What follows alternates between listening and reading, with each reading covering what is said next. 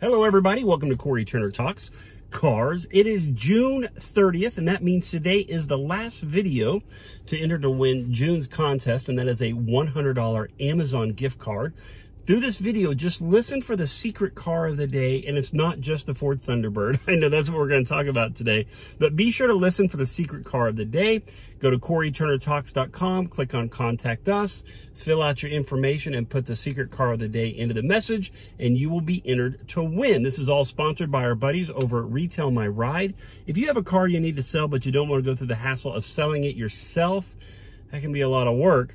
The guys over at Retail My Ride are there to help you. They're an extensive list of consignment dealers throughout the country that are ready to help you, so that all you have to do is let them do the heavy lifting and you can just pocket the money. So they're there to help you.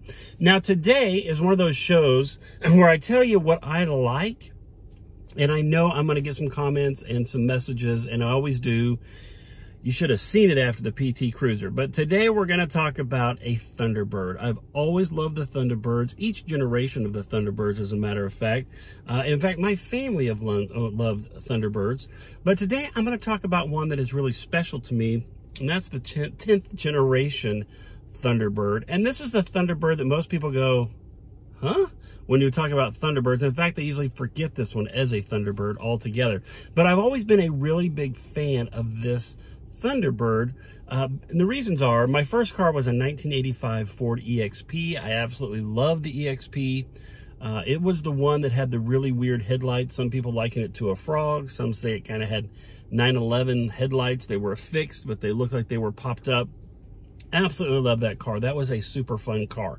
But my next car was a 91 Ford Thunderbird, and I just fell in love with that car, because that's when I realized that even though I was a kid, I think I was an old person, because when I'd come off of driving the EXP, that was more a sports car, a little more rough, and then I got in this Ford Thunderbird, and I kind of felt like a grown-up for a second, like it rode really smooth. Now after that, I went into the Dodge Stealth Twin Turbo, so I kind of went back to sports car. But there for a little bit, I was like, this is a great car. It was nice, it was comfortable, it was spacious, had decent power. No, not really had decent power, but it was a nice car, and I really liked it. It was white with that gray plush interior. So today I thought we're going to talk a little bit more about the Ford Thunderbird, especially that 10th generation. So let's talk more about that, and let's take a look at some of those. So the 10th generation Ford Thunderbird was produced from 1989 all the way up to 1997, right? So it had a good, 8-year run.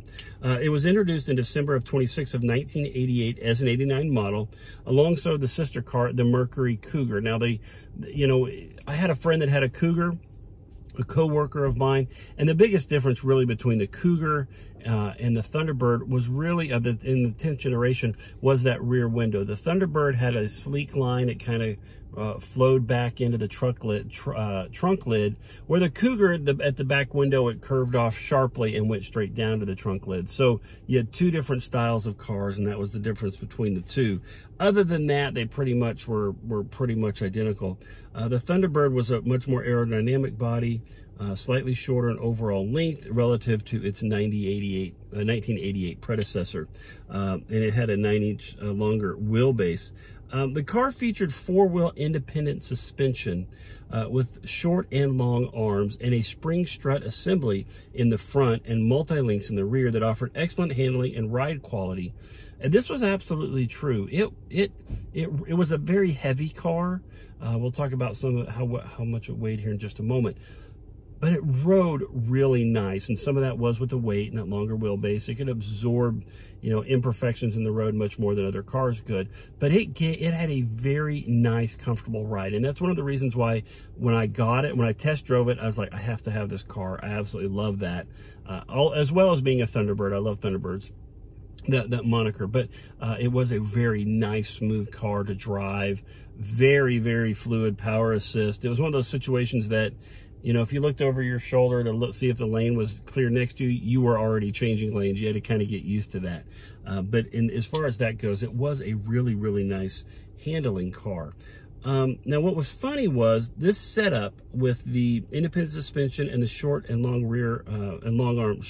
arms gave it a special place in car lore, because at the time, it was the Cougar and the Thunderbird, along with the Chevrolet Corvette, were really the only rear-wheel drive American cars that provided that. So it was actually pretty special that it had that, and that's a pretty good class there with the Corvette. Yeah, they were the only ones that offered a 4-wheel independent suspension at the time. Now, the engine options, especially starting out in 1989, Ford dropped the V8 option at that time, and they went with a 3.8-liter V6. Now, it only produced right at about 140 horsepower. And like I said, this was a heavy car, so that was underpowered, right? 140 horsepower at 3,800 RPM, and about 215 pound-feet of torque at 2,400 RPM. Many felt the engine was underpowered. Yes, it was underpowered for the weight. The car weighed over 3,500 pounds. That's a heavy car. And so you're talking about 140 horsepower V6 with a car that's over 3,500 pounds. That's not performance, right? Now, that was earlier. That was in the earlier models of this. So, yeah, so it was underpowered for sure there. Now, the engine was mated to a 4-speed automatic transmission, regardless of the trim level. So, from 1989 to 1993, you pretty much all you had was the 4-speed automatic transmission.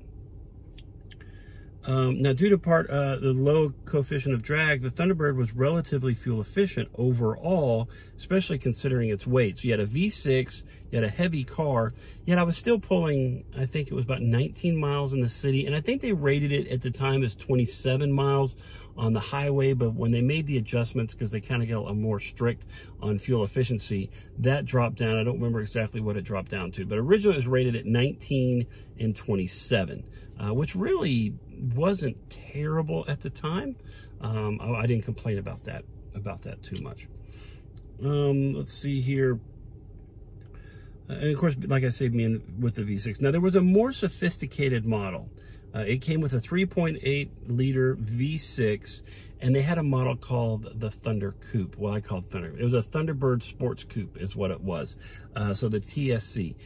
That was the Thunderbird to have. I didn't have that Thunderbird. I wanted that Thunderbird, but to have the Sports Coupe, that was the one you wanted.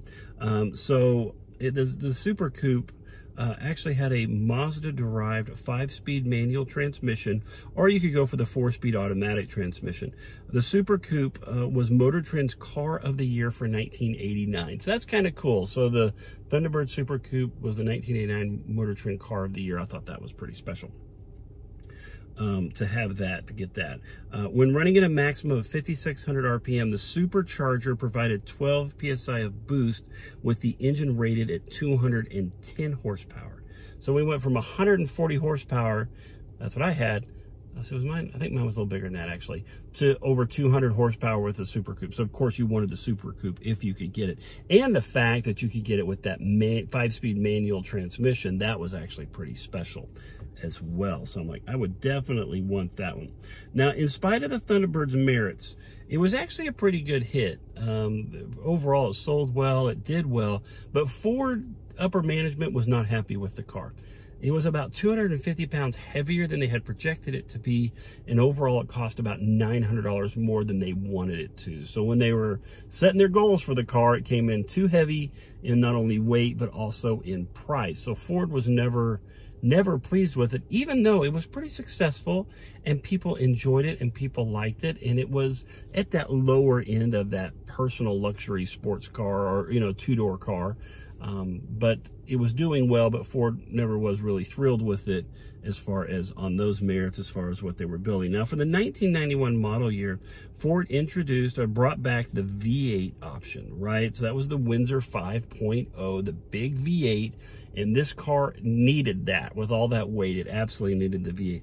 The engine was used through the 1993 model year and was rated at 200 horsepower. They gained about, what, 45 horsepower and about 10 feet of torque in respect to the 1988 version. 1988 version, sorry.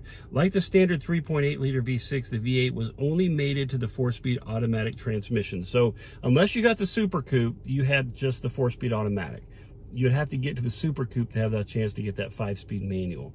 which I am looking for one of those. I'll be honest with you, I'm looking for any Thunderbird that's in decent condition right now because I love them. But yeah, if you could find a Super Coupe, that was the one you definitely wanted. That 5-speed manual, that made all the difference with that car. On Motor Week, actually, a 1991 Thunderbird actually got an acceleration of 0 to 60 in 9.2 seconds, which was really that's about 2 full seconds faster than the V6. So with that V8, yeah, you could go, I mean, 9 seconds isn't, I mean, nowadays you'd be like, 9 seconds, might as well walk. But at that time, that actually was pretty good. And it was, like I said, it was 2 seconds faster than what the V6 would give you. They had a mild refresh in 1994. That included like the front of the car was different. The interior was different. It had kind of a swooshing interior that came up where you'd have your gear selector and all that. I like that refresh in 1994. That started getting into style that I like better. Now mine was a 91, and I loved it, but when I got a chance to see the newer ones, I'm like, oh yeah, I really like what they did. The special touches they did made that car even stronger. So now they did something here in 1997. So 1997 was the last year of the Thunderbird, but they started playing with something. Unfortunately, it wasn't meant to be, but what they did was this. The Special Vehicle Engineering Department of Ford started playing with an SVE Thunderbird, right? Okay, yeah. So the SVE Thunderbird, which is going to be our secret car of the day if you're playing the contest that ends June 30th, 2020. That's today. The drawing will be here in the next couple of weeks for that $100 Amazon gift card. You want to say a 1997 SVE Thunderbird. Okay, so let's talk about that Thunderbird because they made a few prototypes. As a matter of fact, I think they made 4 prototypes. Stylistically, the SVE Thunderbirds blended elements from the 1994, the 1995, and the 96-97 Thunderbirds, along with elements unique to themselves. The SVE Thunderbird used the headlights, door handles, and rear bumper cover from the 1994-95. Had some other things there too. It was supercharged 4.6 liter V8 engine, similar to what they found. It was a lot similar to what they put in the SVT Mustangs later. So it had the power. It would have definitely had the engine to it. Power is delivered to the wheels via a T45 5-speed manual transmission, and stopping the SVE Thunderbird were large brakes taken from the Mustang Cobra. Pretty cool. All of that potential was there, but it was nixed. And on September 4th of 1997, the last Thunderbird rolled off the line, and we never got to see the SVE Thunderbird. That would have been super special. From what I understand, I think there were 4 prototypes. I think 3 of them were destroyed, and there's only 1 left. Somebody somewhere has that one. So that was super cool. Are there more stylistic Thunderbirds? Absolutely. Are there more rare Thunderbirds that are collector's items? Absolutely. What is it about the 10th generation Thunderbird that I fell in love with? I don't know. I think it was just, it hit a right time for me. I just loved that car. I was younger. It was the first car. I think it was also the first car I think I bought completely by myself. My 1985 Ford EXP. My mom had bought that for me, and the 91 Thunderbird, that's the first car that I bought by myself. I'm like, this is my own car. So that had a lot of special things to it. Feeling grown up, and like I say, just the feel of that car. I love that car. And so I don't know what you think about the 10th generation Thunderbirds. You can tell me honestly, because I imagine it's probably not the greatest, right? A lot of people look at those and go, what? As a matter of fact, Angie, every time I talk about buying one, she just shakes her head. So that's probably not going to happen, but I'm still looking. So anyway, if you have ever owned a 10th generation Thunderbird, I want to hear what you think about it. What are your thoughts about it? Go ahead and roast me. I know you guys probably will for liking a car. Hey, at least it's a little better than the PT Cruiser, right? As far as weird cars that I like, but be sure to let me know about that. Remember to play the contest. This is the last day. Big shout out to Retail My Ride. They sponsor the contest here in June. Go check out their website, retailmyride.com. If you know anybody that's trying to sell a car but doesn't feel comfortable doing it themselves and running ads and showing it themselves, Retail My Ride is what they need to use. Incredible network and consignment dealers throughout the country, ready to go to work for them. So be sure to enter the contest. SVE Thunderbird, 1997 SVE Thunderbird is a secret car of the day. Go to CoryTurnerTalks.com, click on Contact Us, fill out your information, and be sure to put that in the comments. Remember to like, comment, and share. Please subscribe to our YouTube channel. Let's talk about cars tomorrow.